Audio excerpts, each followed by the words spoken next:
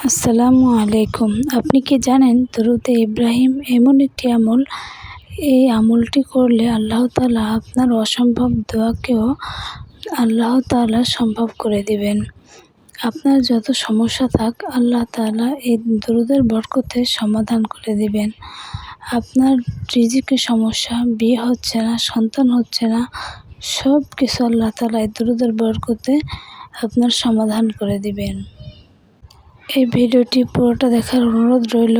এই ভিডিওতে আমরা আলোচনা করব কিভাবে দরুদে ইব্রাহিম পাঠ করার কারণে এক বোনের অসম্ভব দোয়া আল্লাহ তাআলা কবুল করে নিলেন। ঢাকার একটি ছোট গ্রামে বাস করত আয়েশা নামের একটি মেয়ে।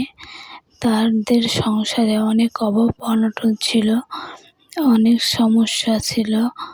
তার 25 বছর বয়স হয়ে গিয়েছিল, কিন্তু কোনো বিয়ে প্রস্তাব আসছিল না, বিয়ে হচ্ছিল না। কিছু জায়গা থেকে প্রস্তাব আসলেও তা ভেঙে যাচ্ছিল কোনো না কোনো কারণে। তাই অনেক টেনশন এবং ডিপ্রেশনে পড়ে গিয়েছিল আয়েশা। প্রতিদিন রাতে আয়েশা কান্না করে বলতো, হে আল্লাহ, আমি কি এতই অযোগ্য? হে আল্লাহ, আমাকে দেখে কারো পছন্দ হচ্ছে না, আমি কি এতই দেখতে অসুন্দর? হে আল্লাহ, আপনি আমার জন্য একটা উত্তম ব্যবস্থা করে দিন। একদিন বিকেলে আয়েশাকে পাশের বাসার একটা বোন বলল, হে আয়েশা, তুমি কি নিয়ম করে প্রতিদিন দরুদে ইব্রাহিম পাঠ করছো? আয়েশা বলল, না, আমি তো নিয়ম করে পড়ছি না, মাঝে মাঝে পড়ছি, আবার মাঝে মাঝে পড়ি না। বোনটি বলল, আয়েশা, তুমি প্রতিদিন নিয়ম করে 100 বার দরুদে ইব্রাহিম পাঠ করবা আর আল্লাহর কাছে দোয়া করবা। নিশ্চয়ই আল্লাহ তাআলা তার বান্দাকে কখনো খালি হাতে ফিরাবেন না।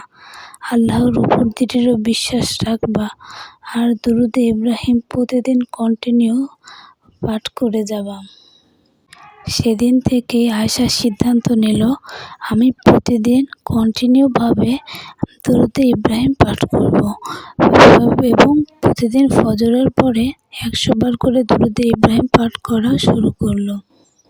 প্রথমে শুরুটা ততটা সহজ ছিল না, মাঝে মাঝে ভুলে যেত, পড়তে মন বসতো না, আবার ভালো লাগতো না।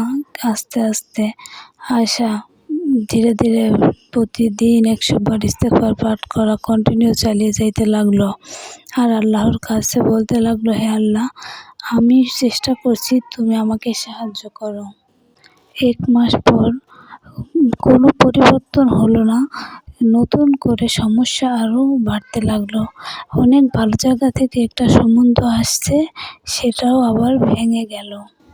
সেদিন রাতে আয়েশা অনেক কান্নাকাটি করলো, আল্লাহর কাছে এত কান্নাকাটি করলো। আয়েশা বলল, হে আল্লাহ, আমার ভাগ্যে কি কিছুই নেই? আমি কি কিছুই হবে না? আমার ভাগ্যে কেন এমন হচ্ছে? আমি দুরূদ শরীফ পাঠ করতেছি, তারপরও কেন বিয়ে ভেঙে গেল? আয়েশা অনেক কান্নাকাটি করলো। কিছুদিন পরে, 2 মাস পরে শুরু হলো দুরূদের মিরাক্কেল।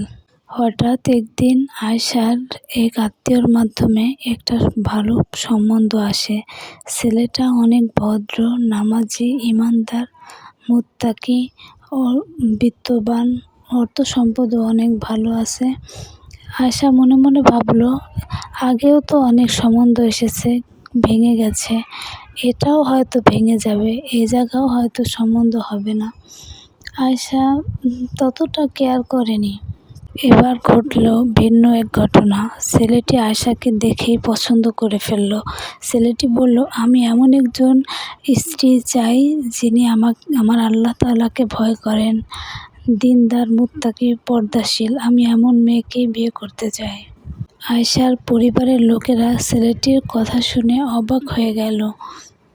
খুব সহজেই আয়েশার বিয়ে ঠিক হয়ে গেল। অল্প দিনের ভেতরেই কোনো ঝামেলা না হয়ে অনেক সহজভাবে আয়েশার বিয়ে হয়ে গেল। আয়েশা বিয়ের রাত্রে বাসর ঘরে বসে অনেক কান্না করতেছিল। সেই কান্নাটা ছিল আয়শার দুঃখের কান্না নয়, এটা আয়শার সুখের কান্না। আয়শা বলল, হে আল্লাহ, তুমি সত্যি তোমার বান্দার দোয়া কবুল করে থাকো, কিন্তু আমি বুঝতে পারিনি, একটু দেরিতে হলেও অবশ্যই তুমি দোয়া কবুল করো। আয়শা এখনও দুরূদে ইব্রাহিমের আমল করে যাচ্ছে। আয়শা এখন সুখে সংসারে দিন কাটাতে লাগলো, কিন্তু আয়শা দুরূদে ইব্রাহিমের আমল এখনও ছাড়েনি।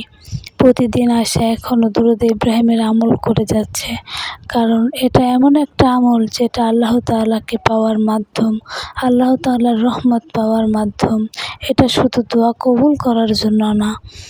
তাই আসুন প্রিয় বোনেরা, আপনারাও যদি কোনো সমস্যায় পড়েন তাহলে দুরূদে ইব্রাহিমের আমল করুন। প্রতিদিন অন্তত 100 বার দুরূদে ইব্রাহিম পাঠ করুন।